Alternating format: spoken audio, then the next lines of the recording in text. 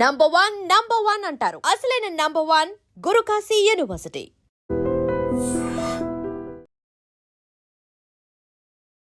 Welcome to ఐడియన్ news. This is Pavan. అమెరికాలోని చికాగోలో అయితే ఘోర రోడ్డు ప్రమాదం జరిగింది.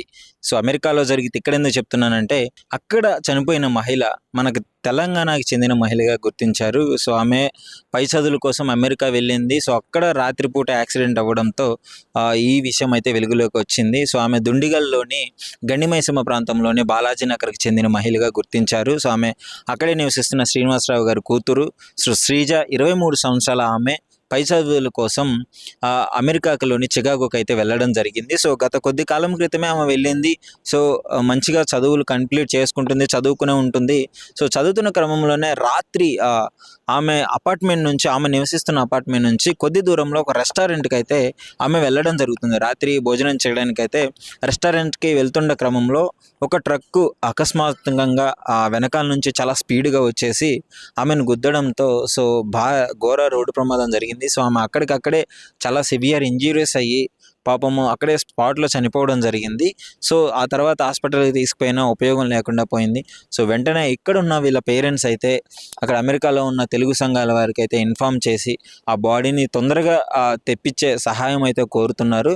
సో ఇది చాలామంది అమెరికాలోనే కాదు పలు దేశాల్లో చదువుకోవడానికి వెళ్ళి ఈ మధ్య కాలంలో మనం ఎక్కువగా వింటున్నాము, గన్ ఫైర్కి చనిపోయారని చెప్పేసి, లేదా ఇక్కడ యాక్సిడెంట్లు అయ్యి చనిపోవడం అని చెప్పేసి.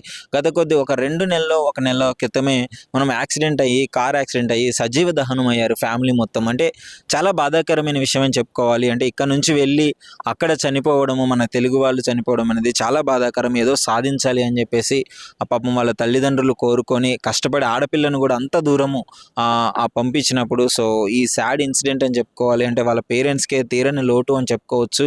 సో చాలా బాధాకరంగా అనిపిస్తుంది. ఇప్పుడు ఆమె బాడీని అయితే మృతదేహాన్ని అక్కడ నుంచి ఇక్కడికి తెప్పించే ప్రయత్నం అయితే తొందరగా తెప్పించే ప్రయత్నం అయితే చేస్తున్నారు. దీనికి సంబంధించి అక్కడ తెలుగు సంఘాల వాళ్ళ సపోర్ట్, ఇక్కడ నుంచి మన గవర్నమెంట్ సపోర్ట్ కూడా కావాలని చెప్పేసి వాళ్ళ పేరెంట్స్ అయితే కోరుతున్నారు. సో శ్రీజ 23 సంవత్సరాలు, చిన్న వయసు, ఎంతో సాధించాలి అనే తపనతో అదర్ కంట్రీస్కి వెళ్ళి చదివి గొప్పగా ఏదో చెయ్యాలి అని అనుకుంది. బట్ చాలా సాడ్ ఇన్సిడెంట్ ఇది, దుర్మరణం చెందడం జరిగింది. సో ఇలాంటి ఘటనలు చాలా జరుగుతున్నవి. అంటే అమెరికాలో కూడా చాలాసార్లు మనం విన్నాము గన్ ఫైర్ అయ్యి చదవడం కూడా, మొన్ననే రీసెంట్గా విన్నాము. అంటే చాలా బాధాకరం. ఇంకా ఏం చెప్పగలను చెప్పండి. అంటే వాళ్ళ పేరెంట్స్ కూడా చాలా బాధపడుతున్నారు. దుండిగల్ ప్రాంతాలకు చెందిన వాళ్ళు వీళ్ళు. సో ఈ ఇన్సిడెంట్ పైన అసలు మీరేమనుకుంటున్నారు? మీ అభిప్రాయాన్ని కామెంట్ రూపంలో తెలియజేయండి. నిజంగానే అంత దూరం వెళ్ళి చదువుకోవడం మనం అంటే అవసరం అంటారా, లేదా ఇక్కడే ఒక మంచి స్థాయిలో చదువుకొని ఇక్కడే మంచిగా జాబ్ చేసుకుంటే బెటర్ అంటారా? మీ అభిప్రాయాన్ని ఐడ్రీమ్తో అయితే షేర్ చేసుకోండి. నిజంగా ప్రస్తుతం ఉన్నటువంటి సమాజం దేనికి ప్రయారిటీ ఇస్తుంది? ఆర్థిక సంబంధాల చుట్టూ మాత్రమే తిరుగుతుంది. మళ్ళీ ఎన్నికలంగానే చాలా విరక్తి కలుగుతాను.